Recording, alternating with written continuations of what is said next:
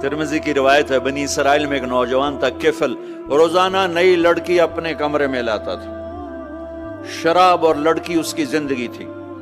ایک رات ایک لڑکی کو لے کر آیا، 60 دینار پاکستان کا 12 لاکھ روپیہ بنتا ہے، اور آپ کا 1 لاکھ بنتا ہے۔ 1 لاکھ رینڈ دے کر وہ ایک لڑکی کو لے کر آتا ہے۔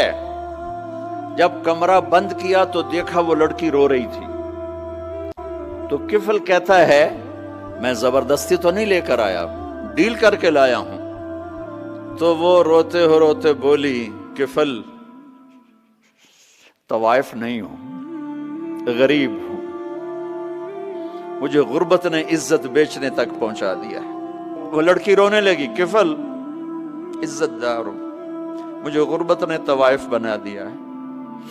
تو کفل رو پڑا اور کہنے لگا، میری بہن جس عزت سے آئی تھی چلی جا، جو پیسے دیے ہیں جا اپنی غربت مٹا، ہدیہ 60 دینار، 1 لاکھ رینڈ بنتا ہے، جا اپنی غربت مٹا، اور میرے لیے دعا کر، میں بہت گندا انسان ہوں، میں تیری آنسوؤں کو دیکھ کر میں بھی توبہ کرتا ہوں۔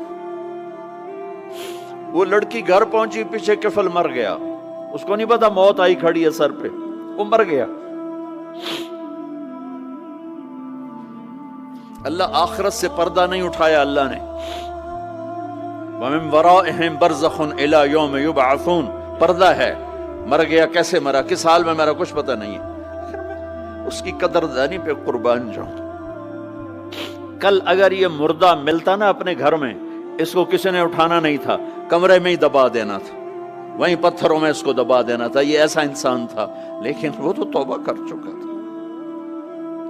اور توبہ کے بعد کی زندگی 15 منٹ، آدھا گھنٹہ، گھنٹہ، سوا گھنٹہ، 2 گھنٹے ہے، اور 30 سال کی زندگی زنا اور شراب میں ہے، اور آدھے گھنٹے کی زندگی میں صرف نیت کی ہے۔ کل تک تو بھی سورج میں نہیں دیکھا اور موت نے آ کے اٹھا لیا۔